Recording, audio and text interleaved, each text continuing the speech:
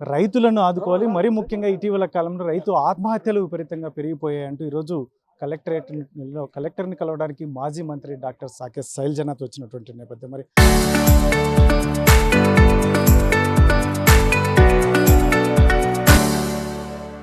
మొత్తం మీద ఆయన మాటలు ఏం చెప్తారు, అసలు ప్రభుత్వం ఏం చేయాలి, ఏ నిర్ణయాలు తీసుకోవాలనే అంశంపై మనతో మాట్లాడడానికి మాజీ మంత్రి గారు ఉన్నారు. సార్, ఏంటి మీ ప్రధాన డిమాండ్ ఏంటి? ఈ రోజున అనంతపురం జిల్లాలో రైతుల ఆత్మహత్యలు పెరిగిపోయినాయి. ఆత్మహత్య కాలము, ఆత్మహత్య తర్వాత కాలాన్ని పరిశీలించినప్పుడు ఆ చనిపోయిన రైతుల కుటుంబాలు ఛిద్రమైపోతూ ఉన్నాయి.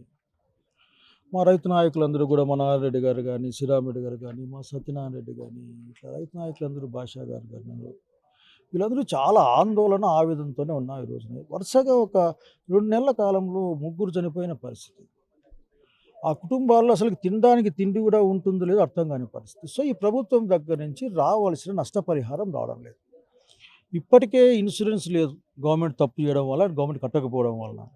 సీడ్ ధర పెరిగింది, యూరియా దొరకదు, దాని ఏదో ఆధార్ లింక్ చేస్తారట. యూరియాకి ఎప్పుడైనా చూసినామా ఈ దేశంలో ఆధార్ లింక్ చేస్తారట. ఇక పురుగు మందులు అయితే ఇంక చెప్పేదానికి లేకుండా పోయింది. అదేదో డ్రిప్ మందులు అయితే అసలుకి ఎవరు కొనుగోలు పరిస్థితి కష్టం. అంటే ఇట్లా అంటే అన్ని విధాలుగా రైతును దెబ్బతీస్తూ కూడా అతను ప్రాణం కోల్పోయినప్పటికీ కూడా ఈ ప్రభుత్వానికి సానుభూతి కానీ శ్రద్ధ కానీ లేదు. అది నేను చెప్పే మాట. ప్రాణాన్ని తెచ్చట్లా పెట్టలేరు మీరు, ఆ కుటుంబాలని కాపాడండి. రైతు ఆత్మహత్య చేసుకుంటే ఆ రోజున రాజశేఖర రెడ్డి గారి యొక్క నాయకత్వంలో రైతు ఆత్మహత్య చేసుకుంటే కాంపెన్సేషన్ ప్లాన్ చేసి డబ్బులు పెరుగుతూ వచ్చాయి. ఇప్పుడు 6-7 లక్షల దాకా వచ్చి తక్షణం ఇవ్వండి, ఇది ఇస్తే ఆదుకుంటారు. అట్లాగే మీరు రెవెన్యూ అధికారులు వెళ్ళి ఆ పిల్లలు ఏంటి, వాళ్ళు ఏంటని పరిశీలించాలి. ఏం లేకుండా ఆ రోజుకి తప్పించుకోవడం కోసం మాట్లాడి, నిన్నైతే ఆ మోహన్ అనే కేసు మడుగుపల్లి అయితే రెవెన్యూ వాళ్ళు కూడా పోలే,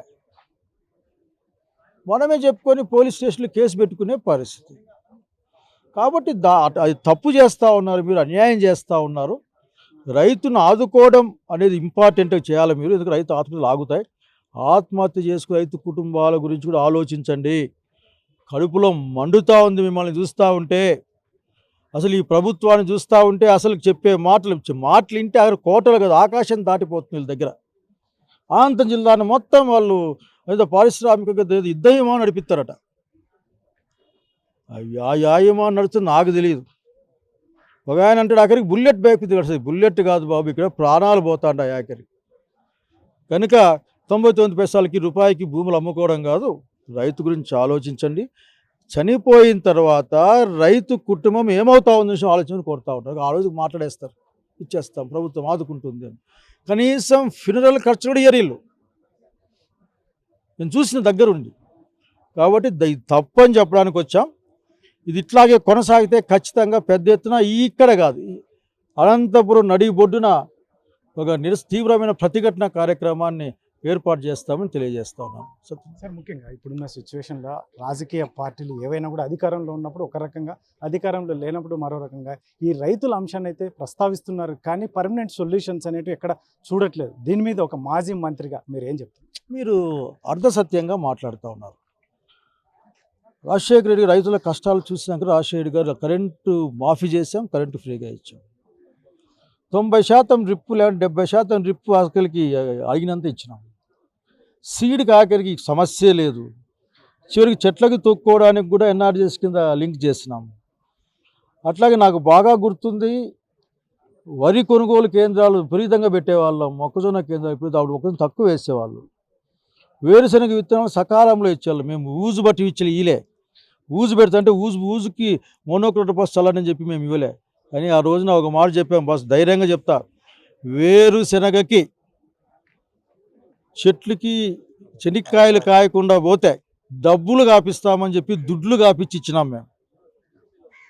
కనుక మేము మా ప్రభుత్వాలు రైతు ప్రభుత్వాలు, రైతు కోసం ఉంటాం. మేము రేపే రైతు కోసమే ఉంటాం. అది చెప్తా ఉన్నాం. ఒకటే మాట రైతుకు చెప్తా ఉన్నాం, మన ప్రభుత్వం రాబోతూ ఉంది, రైతులు ఓపికగా ఉండండి. దయచేసి మీరెవరు కూడా మీ ప్రాణాలు తీసుకోవద్దండి. ప్రాణాలు తీసుకుంటే పంట సంగతి ఏమో కానీ మీ కుటుంబాన్ని అనాథ అయిపోతుంది. కనుక మీ పిల్లలు అనాథలు అవుతారు. దయచేసి కొద్దిగా ఉండండి. మీ పక్కన వైఎస్ఆర్ కాంగ్రెస్ పార్టీ ఉంది, ఖచ్చితంగా వచ్చే కాలం రైతు కాలం, మీకు రావాల్సినవన్నీ కూడా అందుతాయి. ఈ ప్రభుత్వాన్ని కోరుతా ఉన్నా. చనిపోయినాక కూడా మీకు జాలి లేదే, బాధ్యత లేదే. ఆ నష్టపరిహారం తక్షణం ఇస్తే ఆ కుటుంబం కనీసం మర్యాద నిలబడుతుంది కదా. కనుక ఐఎమ్ డిమాండింగ్ ద గవర్నమెంట్, మీకు ఎవరో కాంపెన్సేషన్ మన అమరావతిలో ఏదో అమరావతి ఇంకో పక్కన ఆ డిఫరెన్స్ అమౌంట్ వస్తే గవర్నమెంట్ ఇస్తుందంట, కట్టేదానికి అమ్మేదానికి శబ్దం కట్టలేదు.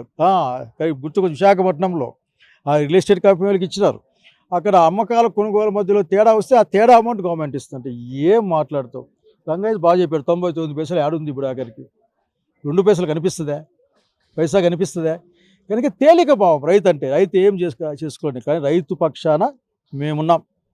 జగన్ రెడ్డి నాయకత్వం వైఎస్ఆర్ కాంగ్రెస్ పార్టీ ఉందని స్పష్టంగా చెప్పాలనుకుంటాం. సరే, ఏం చెప్తారు? ఈరోజు కలెక్టర్ని కలవడానికి వచ్చారు. మీరు చేసే అజిటేషన్స్ లేదంటే రిక్వెస్ట్ల వల్ల కూడా ప్రభుత్వం పునరాలోచన చేసే అవకాశాలు ఉంటాయనుకుంటున్నారు? ఖచ్చితంగా పునరాలోచించాలా. ఎందుకంటే ఈ పాటికే 10% నుంచి 100% ఆత్మహత్యలు చేరుతూ ఉన్నాయి రైతాంగానికి. ఎందుకు రైతులు ఆత్మహత్య చేసుకుంటూ ఉన్నారనంటే రైతులకు ఇస్తున్నటువంటి పెస్టిసైడ్స్ కావచ్చు, ఫర్టిలైజర్స్ కావచ్చు, విపరీతంగా ప్రతి సంవత్సరం ధరలు పెంచుతూ ఉన్నారు. కానీ మద్దతు ధర పెంచట్లా. పోనీ ఉన్న మద్దతు ధరకైనా కొనుగోలు చేస్తూ ఉన్నారంటే ఆ కొనుగోలు కూడా జరగట్లే. అందుకనే రైతులు ఆత్మహత్య చేసుకుంటూ ఉన్నారు. వేరే ప్రత్యామ్నాయం లేక ఆత్మహత్యనే మార్గంగా ఎంచుకుంటూ ఉన్నారు. అందుకోసమే ఈరోజు వైఎస్ఆర్ కాంగ్రెస్ పార్టీ తరఫున ఈరోజు మేమందరం కూడా ఇక్కడికి రావడం జరిగింది. రైతాంగానికి ఇప్పటి వరకు చనిపోయినటువంటి, ఈ జిల్లాలో చనిపోయినటువంటి ప్రతి రైతుకు కూడా వెంటనే 7.5 లక్షల రూపాయలు 7 లక్షల రూపాయలు ఇచ్చే నష్టపరిహారాన్ని వెంటనే చెల్లించాలి, ఆ కుటుంబాన్ని ఆదుకోవాలి. అదేవిధంగా ప్రతి ఒక్క పంటకు ప్రభుత్వం ప్రకటించినటువంటి మద్దతు ధర ఏదైతే ఉందో ఆ మద్దతు ధరకు కొనుగోలు చేయాలి. కొనుగోలు చేయలేని పక్షంలో ఇంతకుముందు మేము చెప్పినట్లుగా రేపు నెలలో ఈ జిల్లాలో పెద్ద ఎత్తున ఒక పోరాటం అనేది చేయడం జరుగుతుంది. మొత్తం ఇక్కడ రైతు సంఘం నాయకులు కూడా ఉన్నారు. ఏంటండి మీ ప్రధాన డిమాండ్ ఏంటి? మా డిమాండ్ ఒకటే, 2004 ముందు తెలుగుదేశం గవర్నమెంట్ రైతులు ఆత్మహత్య చేసుకుంటా అంటే ఆ రోజు వైఎస్ఆర్ రాజశేఖర రెడ్డి గారు ప్రతిపక్షంలో ఉండి మడతాడు గ్రామంలో రైతులందరినీ ఒకసాటికి చేర్చి నష్టపరిహారం చెల్లించినాడు. ఎందుకంటే తెలుగుదేశం గవర్నమెంట్ రైతులకు నష్టపరిహారం చెల్లించలేదని చెప్పి 2003లోనే మా రాజశేఖర రెడ్డి ఆధ్వర్యంలో మేము అరెస్ట్ చేసినాం. ఒకటి ఆలోచన చేయండి, మీరు ఇంతకుముందు అడిగినారు రైతులకు ఏం చేసినారు, ఏం కావాలని. మీకు గత గవర్నమెంట్ మా జగన్ ఆధ్వర్యంలో ఉన్నప్పుడు రైతు బంధు మేమే కదా ఇచ్చిండేది. రైతులకు 0 వడ్డీతో ఇచ్చినాడు, రైతులకు ఇన్సూరెన్స్ కట్టినాడు, రైతులకు ఇన్పుట్ సబ్సిడీ ఇచ్చినాడు, రైతుకు మద్దతు ధర ఇచ్చినాడు, ఎన్నో రకాల రైతును ఆదుకున్నాడు. నిజంగా సుఖీభావం అనే పథకం ఈరోజు లేదు, మేము పెట్టిన రైతు బంధు పథకాన్ని ఈరోజు సుఖీభావంగా మార్చుకున్నాడు ఆయన. నిజంగా రైతులు ఆత్మహత్యలు చేసుకుంటా ఉన్నారు, రైతు సిద్ధంగా ఉండాలని చెప్పి మా డాక్టర్ సాకే సైజనాథ్ ఆధ్వర్యంలో కలెక్టర్ ఆఫీస్ దగ్గర 5-6 తూర్లు మేము ముట్టడి చేసినాం. కలెక్టర్ గారు రిప్రజెంటేషన్ ఇచ్చినాం. సార్ మాకు మొక్కజొన్నకు రేట్ లేదు, మా ప్యాడీకి రేట్ లేదు, మా చీనాచలకు నీళ్ళు లేక ఇవ్వద్దు, మర్తాడ గ్రామంలో కానీ సింగమల మండలంలో ఎండిపోతున్నాయి, భారీ ఎత్తున రైతులు ఇబ్బందుల్లో ఉన్నారు, ప్రతిపక్షంగా మేము మీకు తెలుపుతా ఉన్నాం, మీరు ఆదుకోండి అని మా ఎమ్మెల్యే గారికి చెప్పినాం. కానీ ఎక్కడ స్పందించలేదు. ఒకటే మీకు ఇటు తిరుపతి రైతు సింగమల 350 మూట్లు పండించిన పెద్ద రైతు, కానీ ఎవరు మధ్య కొనలే. మేము రిప్రజెంటేషన్ ఎంఆర్ఓకి ఇచ్చినాం, కలెక్టర్ గారికి ఇచ్చినాం, అన్నీ ఇచ్చినాం. 2400తో తెలంగాణలో పడుతా అంటే 1650తో కింటా అమ్మినాడు. ఇది ఈ రైతే 350 కింటాలైన సింగమ చెరువు కింద.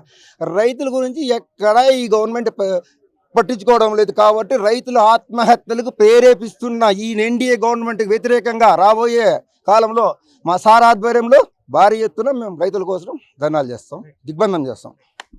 మొత్తం మీదైతే మాత్రం రైతులను ఏమాత్రం ఆదుకోవడం లేదు. ముఖ్యంగా ఆత్మహత్యలు రైతులు చేసుకుంటున్నటువంటి తరుణంలో కూటమి ప్రభుత్వం, ఎన్డీఏ ప్రభుత్వం పూర్తిగా ఏమాత్రం పట్టనట్టుగా వ్యవహరిస్తున్నటువంటి నేపథ్యంలో ఈరోజు కలెక్టర్కి మెమరాండం ఇచ్చారు. రాబోయే కాలంలో పెద్ద ఎత్తున నిరసన కార్యక్రమాలు కూడా చేపట్టబోతున్నాం. ఆ లోపల ఏదైతే ఉందో కూటమి ప్రభుత్వం ఖచ్చితంగా మా ఆలోచనను పునరాలోచన చేసి మా విన్నపాన్ని ఖచ్చితంగా సరైన నిర్ణయం తీసుకుంటుందని, లేకపోతే మాత్రం రైతులందరూ రోడ్లు ఎక్కాల్సిన పరిస్థితి ఉంటుంది అని చెప్పేసి ఇక్కడ రైతులు, రైతు సంఘం నాయకులు మరియు నాయకులు చెప్తున్నటువంటి పరిస్థితి.